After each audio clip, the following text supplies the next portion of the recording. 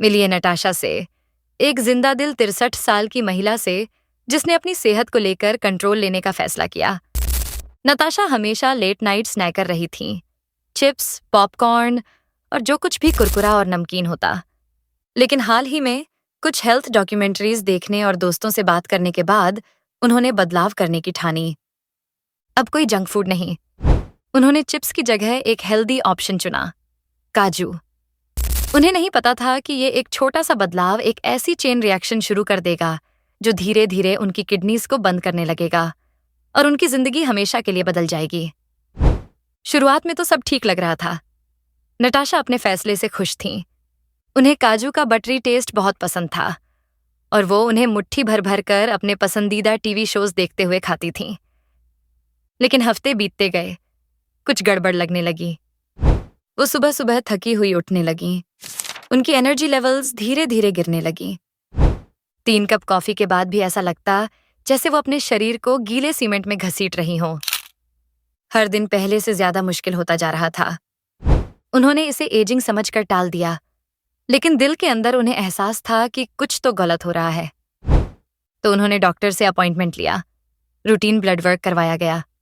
कुछ भी खास नहीं लगा जब तक कि उन्होंने अपनी लैब रिपोर्ट नहीं खोली। उनका दिल धक से रह गया।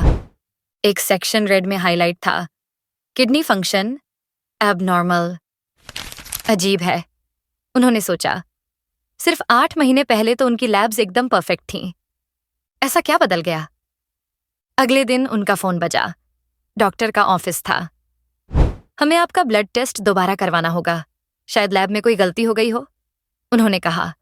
लेकिन ऐसा नहीं था। दूसरी रिपोर्ट ने पुष्टि कर दी। नटाशा की किडनीज अब सिर्फ 25% पर काम कर रही थीं।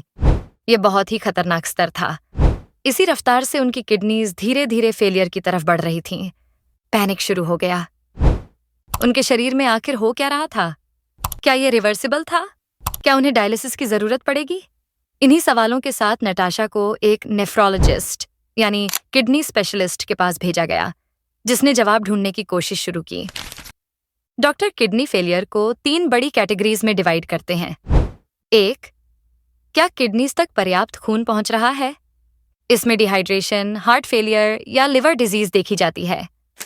दूसरा, क्या किडनी के अंदर ही कोई समस्या है, जैसे high blood pressure, auto immune disease, infections या कैंसर। तीसरा, क्या कोई ब्लॉकेज है जो यूरिन को किडनी से बाहर निकलने से रोक रहा है? मर्दों में अक्सर प्रोस्टेट इसका कारण होता है, लेकिन नटाशा के केस में ऐसा नहीं था। टेस्ट्स करवाए गए, हर संभावना पर गौर किया गया। नटाशा की ब्लड टेस्ट्स, यूरिन एनालिसिस और अल्ट्रासाउंड सब हुए, लेकिन सब कुछ नॉर्मल था। न डिहाइड्रेशन था, न हार्ट या लिवर की कोई दिक्कत। इमेजिंग में भी कोई ऑब्स्ट्रक्शन नहीं था। अब एक डरावना पॉसिबिलिटी बची थी, किडनी के अंदर ही कुछ डैमेज हो रहा था, चुपचाप। ट्विस्ट ये था, अगर किडनी खुद प्रॉब्लम कर रही हो तो यूरिन में क्लूज मिलते हैं, जैसे high protein levels, misshapen red blood cells या इन्फ्लेमेशन के साइंस। लेकिन नटाशा का यूरिन एकदम साफ था, न खून न प्रोटीन, कुछ नहीं। ये चौंकाने वाला था। एक साइड नोट, आपका यूराइन आपकी हेल्थ के बारे में बहुत कुछ बता सकता है। अगर आप जानना चाहते हैं कि किन वार्निंग साइंस पर ध्यान देना चाहिए तो अगला वीडियो जरूर देखें। खैर, वापस नताशा की कहानी पर। समय कम था और उनकी किडनी फंक्शन अब घटकर 20% रह गई थी। डॉक्टरों को जल्दी से कुछ करना था। उन्होंने किडनी बायोप्सी ऑर्डर की, जिसमें किडनी का एक छोटा सा हिस्सा निकालकर माइक्रोस्कोप में देखा जाता है। शुरू में सब सामान्य वेयर एंड टियर जैसा लगा, कुछ भी पक्का नहीं। लेकिन फिर स्पेसिमेन को पोलराइज्ड लाइट में देखा गया और सब कुछ बदल गया। डॉक्टर्स हक्के बक्के रह गए। ऐसा लग रहा था जैसे किसी ने टिश्यू पर ग्लिटर छिड़क दिया हो, लेकिन वो ग्लिटर नहीं था। वो थे कैल्शियम ऑक्सलेट क्रिस्टल्स, नुकीले कांच जैसे कण जो उनकी किडनी के अंदर धंसे हुए थे, और ये अंदर से उनकी ऑर्गन्स को काट रहे थे। डायग्नोसिस मिला, नेफ्रोकैल्सिनोसिस। नेफ्रो मतलब किडनी, कैल्सिनोसिस मतलब कैल्शियम डिपॉजिट्स। और नहीं, ये किडनी स्टोन्स नहीं थे। भले ही दोनों में कैल्शियम ऑक्सलेट क्रिस्टल हो सकते हैं, लेकिन स्टोन्स यूरिन में बनते हैं। नटाशा के क्रिस्टल्स उनकी किडनीज के अंदर बन रहे थे, जहां उन्होंने इरिवर्सिबल डैमेज कर दिया, जैसे किसी स्पॉन्ज में कांच के टुकड़े घुसे हों। धीरे धीरे वो स्पॉन्ज अब पानी नहीं पकड़ पाएगा, लेकिन मिस्ट्री अब भी बाकी थी। आखिर ये क्रिस्टल्स बन क्यों रहे थे? नताशा ने एक डाइटिशियन से मुलाकात की। उन्होंने उनके मील्स की डिटेल ली। ब्रेकफास्ट में ओटमील और मिल्क वाली कॉफी, लंच में ऑमलेट और टोस्ट, डिनर में मीट और पोटैटोज। सब कुछ नॉर्मल लग रहा था। फिर सवाल आया, स्नैक्स? नताशा ने गर्व से जवाब दिया, मैंने जंक फूड छोड़ दिया और काजू शुरू किए। मैं हफ्ते में 1 किलो खा लेती हूँ। कमरा शांत हो गया। 1 किलो काजू हर हफ्ते, यानी रोज 140 ग्राम से ज्यादा। डाइटिशियन की आंखें फैल गईं। उन्होंने हिसाब लगाया और 2 खतरनाक पैटर्न सामने आए। 1, नताशा का डाइट बहुत हाई ऑक्सलेट्स वाला था। दूसरा, और बहुत कम कैल्शियम वाला। ये सबसे खराब कॉम्बिनेशन था। देखिए, ऑक्सलेट्स कई हेल्थी फूड्स में पाए जाते हैं, लीफी ग्रीन्स, नट्स, ग्रेन्स। इन्हें एंटी न्यूट्रिएंट्स भी कहा जाता है, क्योंकि ये आपकी बॉडी में कुछ मिनरल्स की अब्जॉर्प्शन में इंटरफियर करते हैं। आमतौर पर ऑक्सलेट्स कोई बड़ी बात नहीं होते, सिर्फ 10% अब्जॉर्ब होते हैं।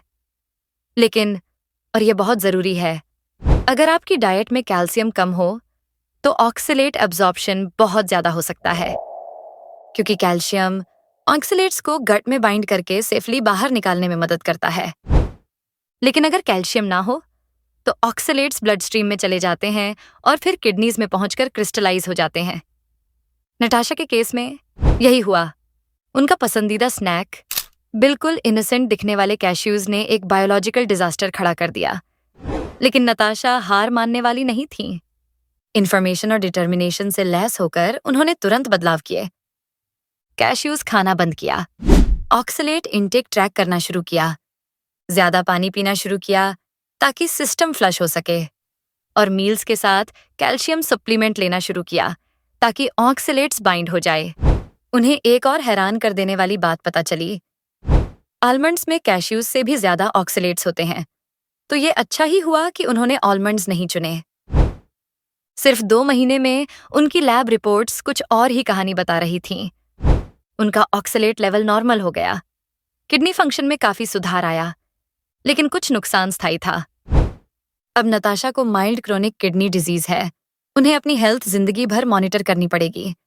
लेकिन उन्होंने डायलिसिस से बचाव कर लिया। उन्होंने दोबारा कंट्रोल हासिल किया।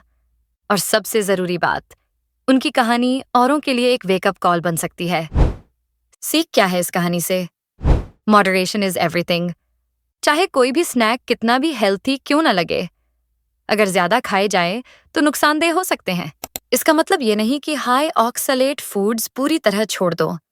फ्रूट्स, वेजीज, नट्स और ग्रेन्स एक बैलेंस डाइट के लिए जरूरी हैं। लेकिन माइंडफुल रहो, हाइड्रेटेड रहो, कैल्शियम भरपूर लो, आइडियली डेयरी, ब्रोकोली या फोर्टिफाइड ड्रिंक्स से। और अगर आपको नहीं पता कि आपकी डाइट से कोई रिस्क है या नहीं, तो किसी हेल्थ केयर प्रोवाइडर से सलाह जरूर लें। तो नताशा के साथ आगे क्या हुआ? वो एक साइलेंट एडवोकेट बन गईं। उन्होंने कम्युनिटी सेंटर्स में अपनी कहानी बतानी शुरू की, दोस्तों और परिवार को रेगुलर चेकअप्स करवाने की सलाह दी, और उन्हें समझाया कि अगर शरीर कुछ अजीब महसूस कराए तो इग्नोर मत करो, क्योंकि अगर नताशा ने समय रहते एक्शन न लिया होता तो शायद वो अपनी किडनीज पूरी तरह खो चुकी होती। ये वीडियो एक रियल केस से इंस्पायर्ड है जो कैनेडियन मेडिकल एसोसिएशन जर्नल में पब्लिश हुआ था। अगर आप और डीप जाना चाहते हैं तो नीचे डिस्क्रिप्शन में उस आर्टिकल का लिंक दिया गया है। और सब्सक्राइब करना मत भूलिए ताकि ऐसी फ्यूचर स्टोरीज आप मिस न करें। मैं आपको अगली वीडियो में मिलूंगा।